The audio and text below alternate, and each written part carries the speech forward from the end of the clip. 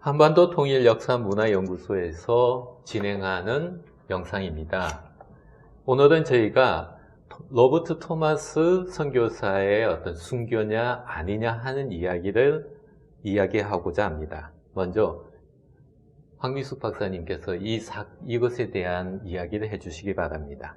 근데 요즘 이제 사람들이 토마스 선교사가 1866년에 신미양요라는 그런 사건, 제너럴 셔먼호를 타고 와서 죽임을 당하는 그런 이야기잖아요. 그런데 이제 그 토마스 선교사 자신이 중국 선교하다가 조선에 대한 선교 열망이 있어서 제너럴 셔먼호라는 그 배를 타고 와서 이제 평양 저기 대동강 입구에서 죽임을 당한 그런 사건이에요. 근데 일반 역사에서는 이 사건은 그냥 신미양요. 왜냐면은 미국이 그 함선을 끌고 와서 우리나라를 문호를 개방해달라고 막 이렇게 하는 그런 사건 속에 그 배 안에 통역관으로 타고 온 거예요. 상선에 타고 와서 평양에 그 당시에 평양 감사가 박규수였는데 막아야 되잖아요. 왜냐하면 그 당시에 우리나라는 흥선대원군의 쇄국 정책이 강하게 지켜지고 있었거든요. 그럼 외양선이 왔으면, 이양선이 왔으면 당연히 못 들어오게 해야 되는 게 임무고, 그러다 보니 마찰이 일어나서 이제 대동강변에 그 모래톱에 박혀서 나가지 못했다는 거죠. 그러면서 그 배가 불태워지고 거기에 탔던 모든 사람들이 다 죽었다. 죽었는데 그 중에 토마스라는 선교사가 있었다. 선교사가 있었는데 죽임을 당하면서 성경책을 던져주고 죽었다. 이 얘기가 이제 한국교회의 미담으로 이제 알려져 있는 거예요. 그러면 이거를 순교로 봐야 되느냐 아니냐 이런 논쟁이 있어요, 사실은. 근데 제가 보기에 이제 논문을 보니까 한쪽 순교라고 할 수 없다라고 이야기하는 분들은 주로 이제 한국사를 전공하거나 뭐 이런 그런 쪽, 그리고 순교였다라고 이야기하는 분들은 이쪽 교회사 쪽에서 그렇게 이야기를 하고 있어요. 그럼 이제 저는 그 양쪽에서 어떻게 이거를 생각하느냐, 이거는 제가 이제 공부를 하는 입장이라서 사실은 이래요. 그러니까 고종왕조 실록에 아주 간단하게 그 제너럴 셔먼호 사건에 대한 이야기가 기술이 돼 있어요. 그걸 가지고 1866년에 일어난 사건이 1928년, 60년 후에 오문환이라는 사람이 그 당시 교사였어요. 그 사람이 토마스 목사전이라는 책을 발간을 해요. 그 이후에 토마스 선교사는 어마어마한 순교자로 이렇게 교회에서 받아들이고 그다음에 설교할 때도 쓰고 이러니까 사람들한테 감화 감동을 주는 인물이 된 거죠. 감화 감동을 주다 보니까 더 이분에 대한 기념을 더 많이 해야 되고, 그러니까 지난 그 2016년에 150주년이었어요. 토마스 선교사 선교 기념. 그때도 그거를 기화를 해서 또 더 많은 이야기들이 이렇게 오가고 이래요. 근데 이제 이쪽에 한국사 쪽에서 이야기하는 거는 그냥 단순하게 상선 타고 와서 죽임 당한 거고, 우리나라에 들어오려고 그 문 열어달라고 하는 그거 그냥 토마스 선교사 자신은 뭐 선교의 열망을 가지고 왔을지라도 조선의 입장에서는 그냥 침략자 이양선이기 때문에 그런 일이 일어난 거다 이렇게 얘기하고, 그거 외에는 알려진 게 사실은 없는 거잖아요. 객관적으로 알려진 게 없는데 60년 후에 이제 1928년 26년서부터 이제 1926년에 50주년 60주년 때 이제 막 그 기독신문이나 이런 데 이제 오문환이 기사도 쓰고 이렇게 하면서 사람들한테 제가 보기에는 많은 감동을 줬던 거예요. 그러고 나서 책을 전기전을 쓴 거죠. 목사전을 쓰면서 그게 읽히면서, 그러면 이제 그 책의 소스, 그 책의 증거 자료는 뭐였냐? 주로 증언이에요, 증언. 평양에서 이제 기독교를 초기에 받아들였던 이런 분들의 증언에 60년 후인데? 그렇죠. 뭐가 남아있어요? 네. 증언을 이제 80 넘은 노인들을 이제 그런 증언을 토대로 이제 그 목사전을 쓰게 되는 거죠. 그렇다면 이제 그 한국사 쪽에서 뭐라고 하느냐면은, 그러면 그 60년 동안 아무 증거도 나오지 않았고 그 전에는 왜 얘기가 되어지지 않았느냐? 물론 얘기가 되어졌어요. 뭐 아펜젤러나 언더우드나 뭐 이런 그 토마스 선교사에 대한 이야기는 들었죠. 근데 이분들은 뭐 순교했다 이렇게 얘기하기는 좀 어렵고 마지막에 그 감리교 존스 목사가 순교했다라고 한마디를 했어요. 그 다음부터 이제 순교자가 된 거가 아닌가 저는 그렇게 생각을 합니다. 제가 궁금한 건 이겁니다. 저도 토마스가 누구인지 전혀 모르다가 이야기를 듣고 그걸 모르셨어요? 이제 찾아봤어요. 찾아봤더니 대략 한 2000년을 지나면서 어떤 기사화가 되어지더라고요. 토마스 목사님의 어떤 기사가 되어지고, 이렇게 좀 전에 이야기했던 2016년에 어떤 150주년을 하고, 그리고 2017년 그 500주년 있잖아요. 하는데, 제가 궁금한 건 이거예요. 왜 갑자기 1970년대, 80년대 교회에서는 전혀 논의하지 않던 인물이 2000년이 지나면서 이게 회자가 되어졌느냐? 저는 이렇게 생각해요. 2000년 이후에 선교 대국으로 막 성장을 하고 있었어요, 한국이.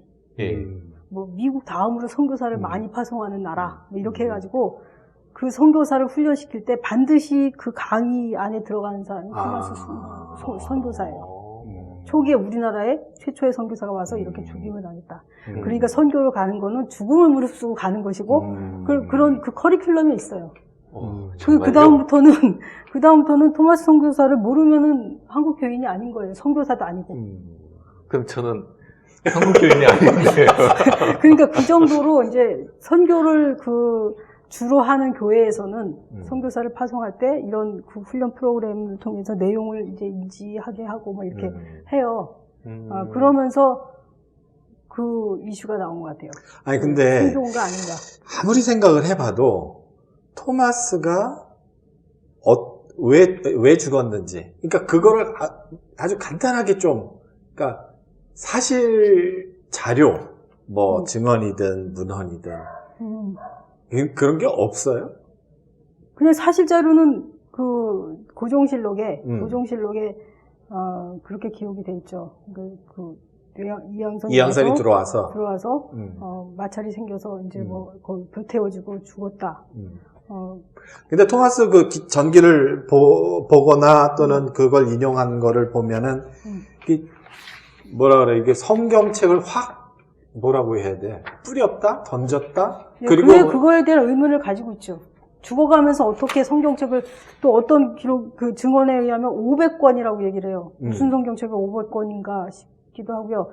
물론 한문 성경이겠죠. 그러니까 성경책을 이제 중국에서 번역되는 한문 성경을 그 배에 타고 들어오면서 이제 뿌리려고 이제 그런 거에 대한 얘기. 그래서 그 성경책을 받은 사람이 기독교인이 되고 이런 얘기가 있는데 여기서 이제 뭐 한국사 쪽에서는 이 얘기하죠. 조선인들이 그를 죽인 이유가 분명하다. 죽인 이유는 선교사여서가 아니다. 조선의 주권을 무시하고 그냥 침략적 행위 때문에 죽인 거다. 그러니까 거기 타 있는 사람들 이제 다 동일시된 동일시한 거죠. 그러니까 그 양반만 특화된 게 아니라. 그렇죠. 결국 조선 시대에 그 토마스 목사님이 그 배에 있었는지도 몰랐다. 그렇죠. 그 얘기죠. 그렇죠. 그리고 토마스 자신의 그 배에서의 역할은 통역관이었잖아요. 통역관이라는 건 뭐야? 조선인을 직접 만나서 이제 얘기를 하고 아주 중요한 역할을 한 거죠. 근데 그 얘기가 전해 내려오는 얘기가 마펫이 그저 처음에 평양에 갔을 때 누구네 집에 이제 주막 집에 이렇게 있다 보니까 벽에 뭐가 이렇게 쓰여진 게 있대요. 이게 보니까 그게 벽지로 발라놨는데 그게 이제 성경책이었다라는 거지. 마펫이 최초로 주장을 했죠. 순교라고 이제. 그때부터 이제 이야기가 되어졌는데 간간히 이야기가 되어지다가 이제 1928년에 토마스 목사전으로 정리가 돼서 그 이후에 굉장한 미담으로 더 점점 더 그래서 그걸로 인해서 이제 뭐 후원도 받아서 기념교회도 지으려고 했고 뭐 이렇게 나중에 지어졌지만 그런 것들이 일어난 거죠. 마펫은 북한이라고 소위 지금으로 얘기하는 북한 쪽의 최초의 선교사죠. 그렇죠. 상주 선교사. 상주 선교사. 평양을 중심으로 해서 거기 스테이션을 마련한 사람. 마련한 1893년에. 그리고 장로교회. 장로교회의 그러니까 이 북한 쪽이 굉장히 성행했잖아요. 예. 그러니까 그 기초를 놓은 사람이 마페시예요. 그러면서 이제 그 다음에 이제 교회사 쪽에서 주장하는 바는 역사적 평가를 이제 순교자라고 주장하는 평가는 제국주의적인 선교 방식이라고 몰아가고 있다. 그거는 마치 누가 주장하는 것이냐면 북한에서 주장하는 것이다. 이렇게까지 얘기를 해요. 그러면서 이야기하는 게 어떤 의도든 그냥 선교를 하러 가고 기독교 복음을 전하러 와서 죽으면 그건 순교다. 순교의 의미를 굉장히 광범위하게 적용을 하는 거잖아요. 그러니까 복음을 주를 부인하지 않고 끝까지 주님을 주장을 하다가 네가 주님을 주장할 것이냐 말 것인데 이걸로 이제 죽는다는 게 아니라 그냥 선교 활동. 왜냐면 이제 그렇게 주장하시는 분들은 이미 그 본국에서 죽음을 무릅쓰고 왔다. 죽음을 무릅쓰고 와서 그 선교를 하다가 죽었기 때문에 순교다. 순교고 예를 들면 아펜젤로도 순교라고 얘기를 하죠. 근데 그냥 객관적인 학자들은 순직이라고 얘기하고 있고 여기 충청 지역에서 선교 활동했던 로버트 샤프 같은 경우도 이제 그 전도 활동하다가 이제 그 전염병에 걸려서 이제 죽게 되잖아요. 그분도 이제 순교라고 얘기를 해요. 그럼 순직이 아니라? 네, 순직이 아니라 순교라고 얘기하죠. 그렇게 주장하는 이유가 뭐냐고 이렇게 물으면 이미 그 본국에서 죽음을 무릅쓰고 이 가난하고 척박한 땅에 왔다. 그러니까 이미 그걸 각오하고 왔고 그렇기 때문에 순교다. 그러니까 우리가 이렇게 얘기하는 거는 순교다 아니다. 이거를 여기서 얘기할 수 있는 거는 아닌 것 같고. 아니, 난 궁금한 게 네. 그런 얘기가 많잖아. 이게 이양선이잖아요. 네. 이게 무력선이잖아. 남의 나라를 그냥 침범한 그렇죠. 거잖아. 그러면은 그렇다 쳐요. 그러면은 그 다음에 토마스 목사가 그 이양선의 목적과 의도와 달리 개인적으로 선교적 관점을 갖고 행동한 것이 있어요? 그렇게 행동했다고 그러죠. 그러니까. 중국에서 이제 이미 선교사로 활동을 했는데 조선은 세국 정책을 하고 있었고 들어갈 수 있는 방법은 없고 마침 제너럴 셔먼호가 조선으로 간다 하니 그 커넥을 해서 이제 그 상선을 타게 된 거죠.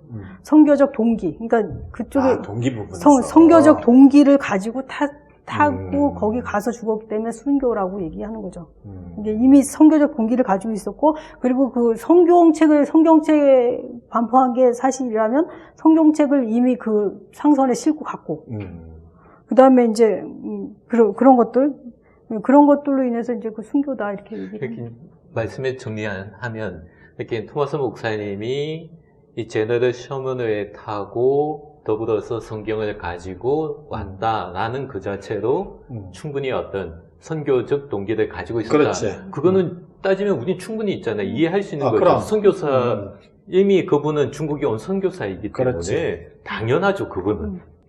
근데 저는 그것보다는 왜 2000년이 넘었어? 그거 좀 뒤에 얘기고. 그게 저는 더 궁금해요. 난 지금 사실은 좀 정리를 했으면 좋겠어.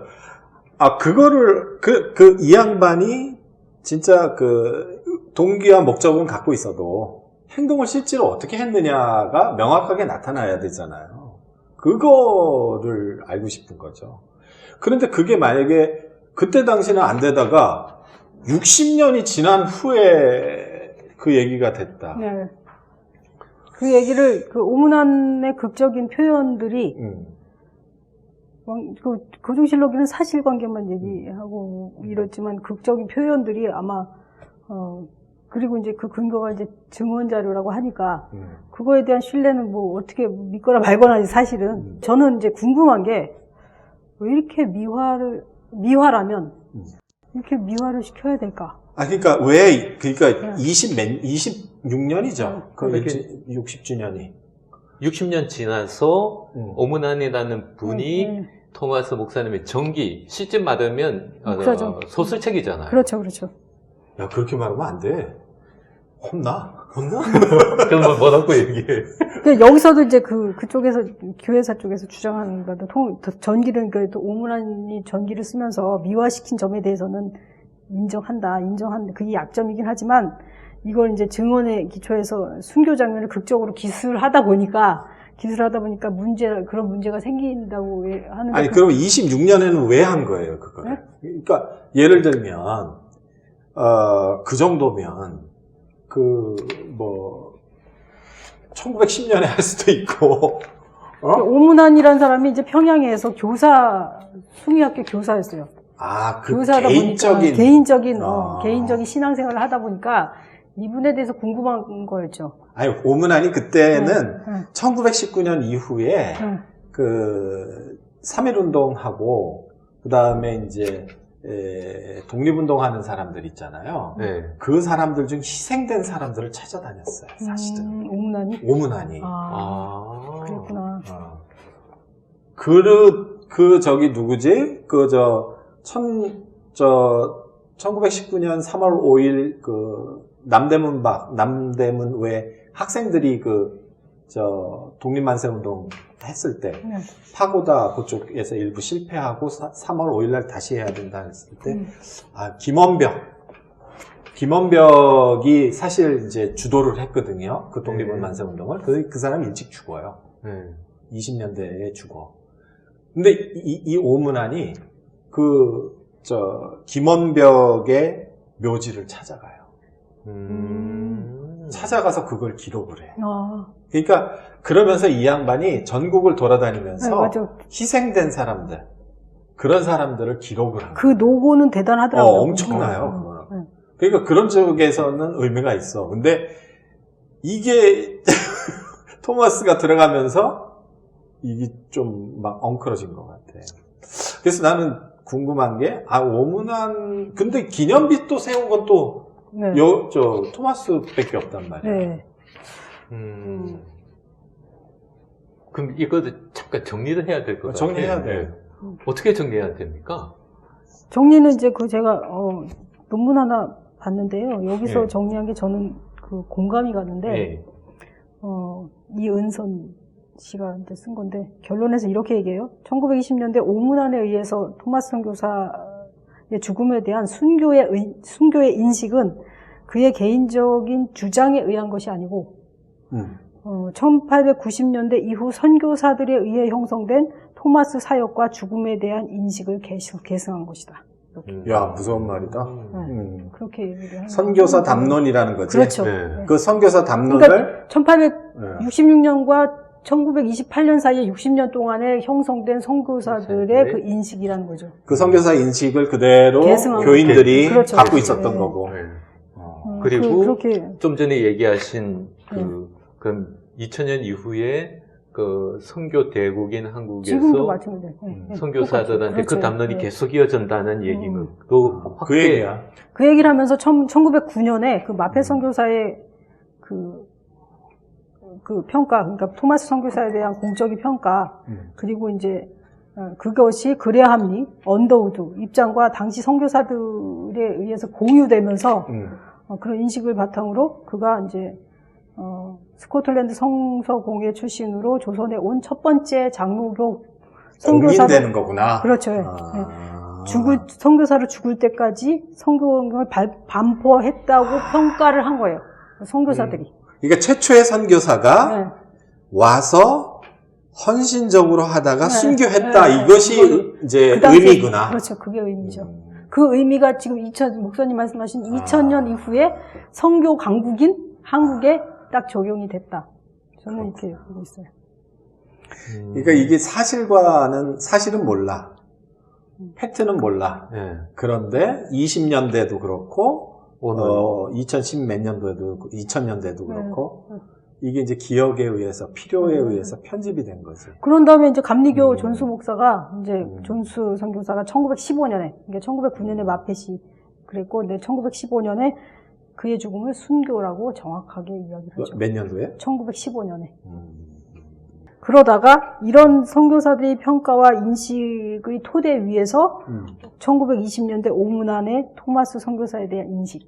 그게 이제 선교사의 인식이 그대로 그렇죠. 온 거죠. 정리가 된 거예요. 정리가 돼서 이 오문환까지 온 거죠. 그러니까 이 오문환이라는 분은 한국 개신교의 상징적 인물이 돼버리는 거지.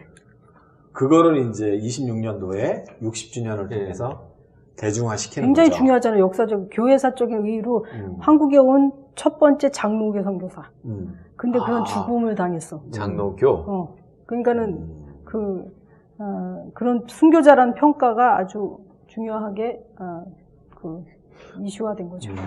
그렇게 이제 관련자들의 증언을 토대로 책을 저술해서 이제 순교를 주장했을 때 그 오문안의 입장은 장로교회와 장로교 선교부 총회에 그대로 수용됐고 그 수용된 것이 1927년에 그러니까 그 28년에 출판되기 직전에 26년부터 그 작업을 했으니까 1927년에 이 출판되기 직전에 기념위원회가 조직이 돼요. 토마스 선교 기념위원회, 순교 기념위원회가 조직이 되고 1932년에 기념교회가 설립되는 거예요. 그렇지. 네. 그러니까 이게 보니까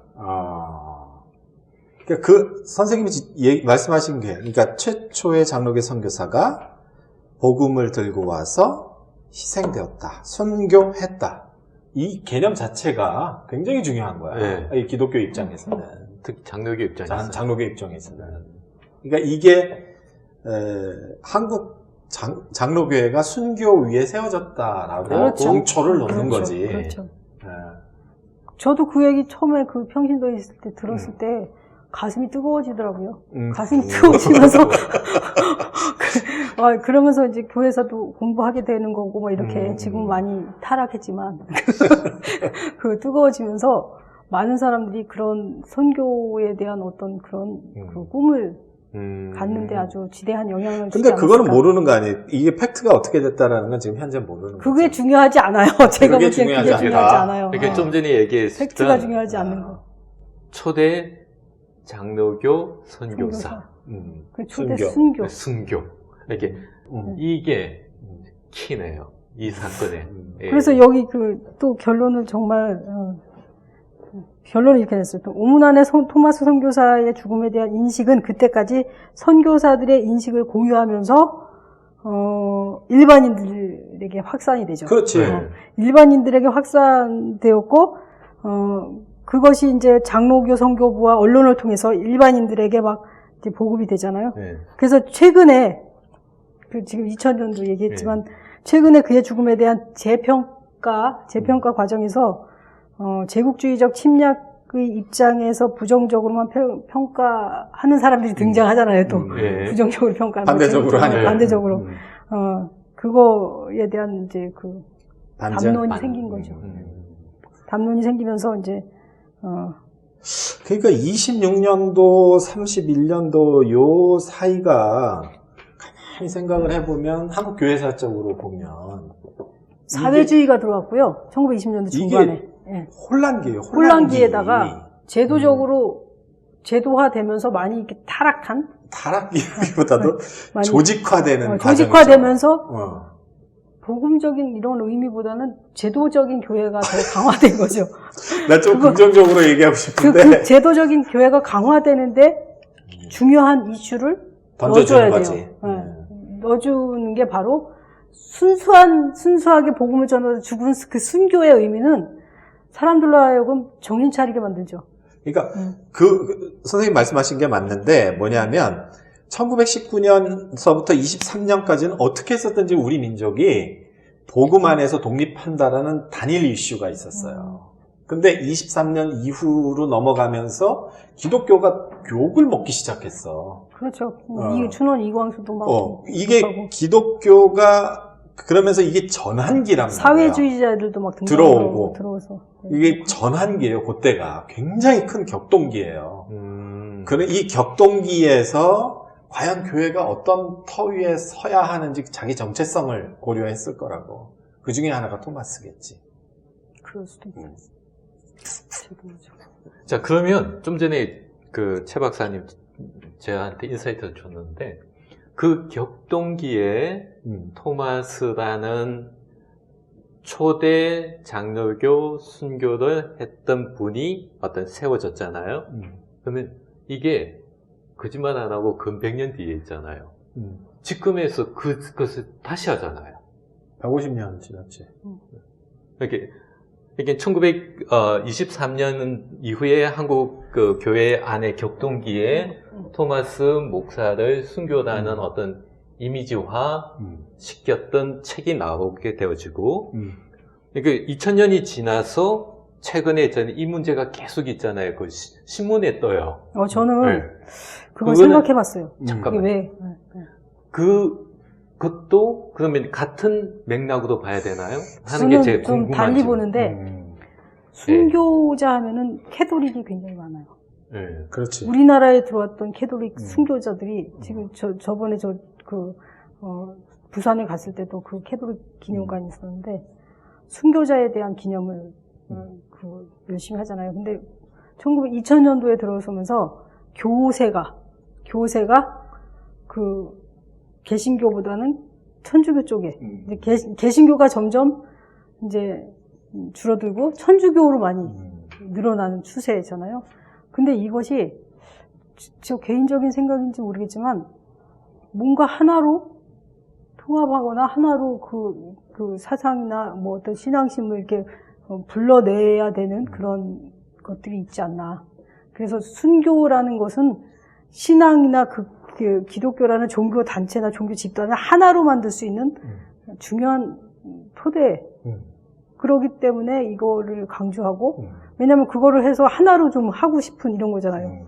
누군가가 이제 막, 예를 들면 무슨 혁명이 일어나면은 옆에서 피 흘리고 죽어가는 사람을 보면은 자기도 그렇게 되는 거잖아요. 그러니까 그런 것처럼 순교의 피라는 이 의미를, 교회적으로 해석해서, 그리고 종교 집단 어떤 그 배타성으로 해석을 해서, 강조를 하고, 그래서 교세를 이렇게 유지하려고 하는 이런 게 아닐까. 이거 뭐 너무 오버했는지 모르겠지만 뭐 그런 생각이 좀 해봤어요. 정리하면 이거 이렇게 2000년 이후 한국 교회가 쇠퇴하는 과정, 그리고 사회적으로 어떤 진보와 또 자유화되어지는 구조라는 어떤 사회적 변화, 변동 속에서 한국의 교회가 새롭게 어떤 정체성을 세워가는 하나의 어떤 모토로 이것을 재생산해야 되겠다. 이렇게 정리할까요? 저도 그렇게 봐요.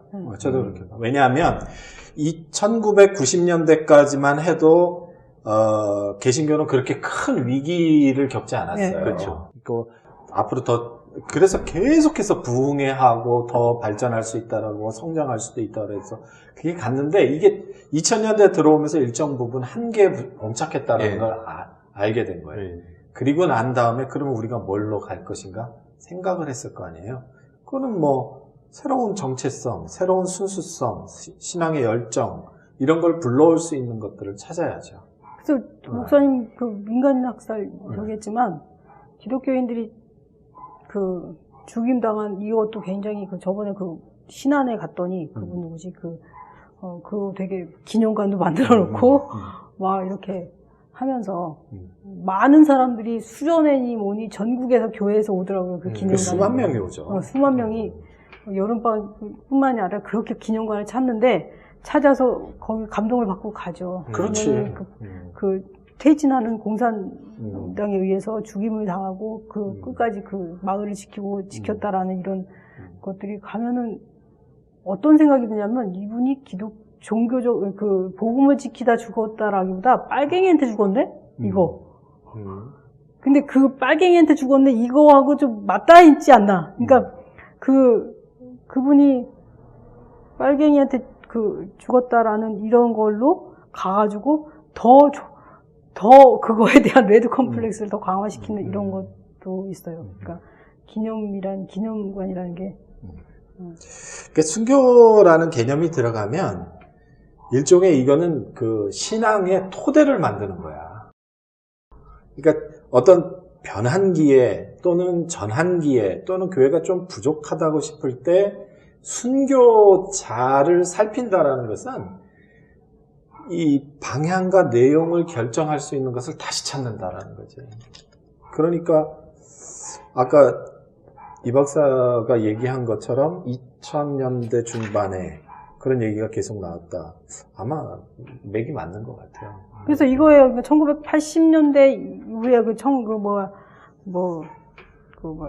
미국에서 와서 집회 열고 막 이렇게. 빌리 그라임 70년대 초에. 그때 이후에 그리고 80년대 이후에 또 막 파라처치가 막 네, 파라처치들이 선교 네. 여기 올라오고 이렇게 하잖아요. 그때 이미 토마스 선교사는 그냥 성경을 전파하다 살해되어 순교한, 딱 이렇게 명시가 됐어요. 성경을 전파하다 순교한, 살해되어 순교한. 그 살해라는 의미가 순교잖아요. 그러니까 그걸로 다 이렇게 딱 명문화 돼가지고. 지금도 그걸 가지고 교회를 개혁하려고 하는 거예요. 순교라는 담론을 가지고.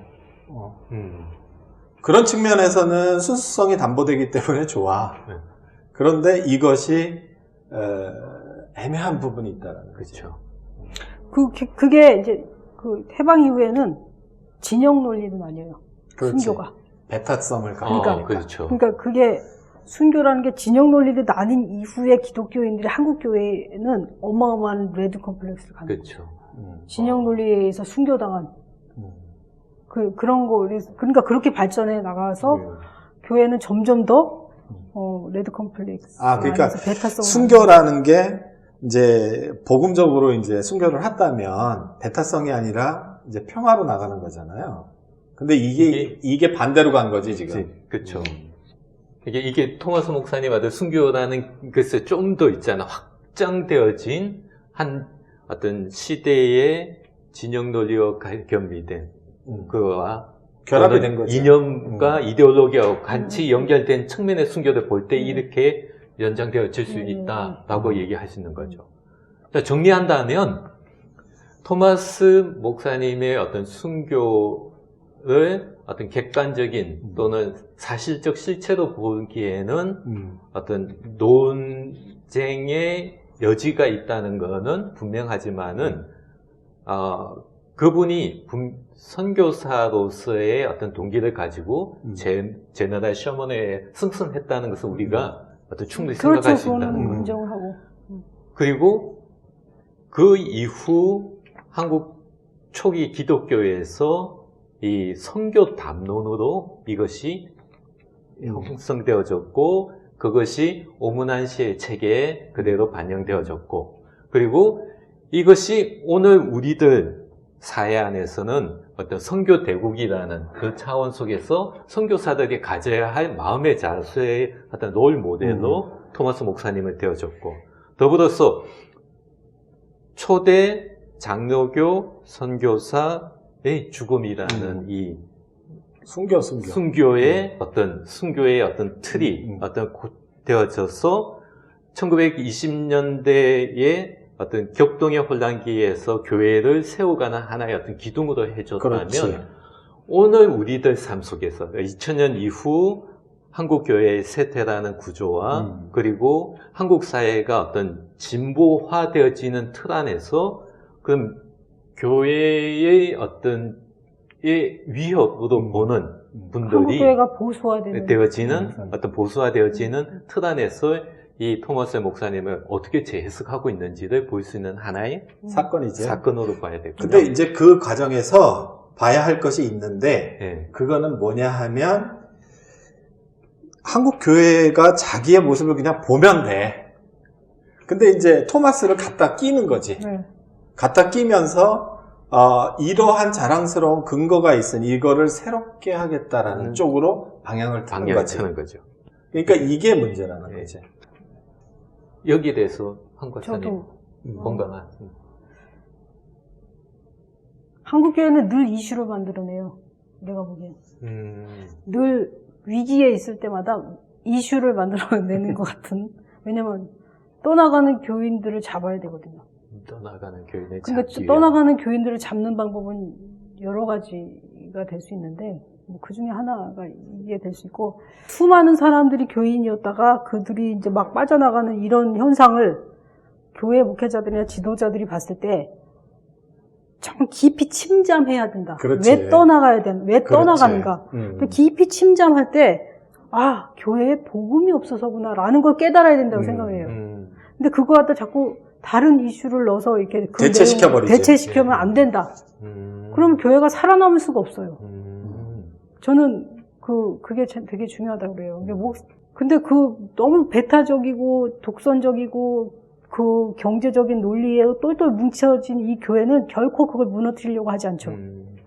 근데 그거는 결국 외부로부터 무너지는 거죠. 외부로부터.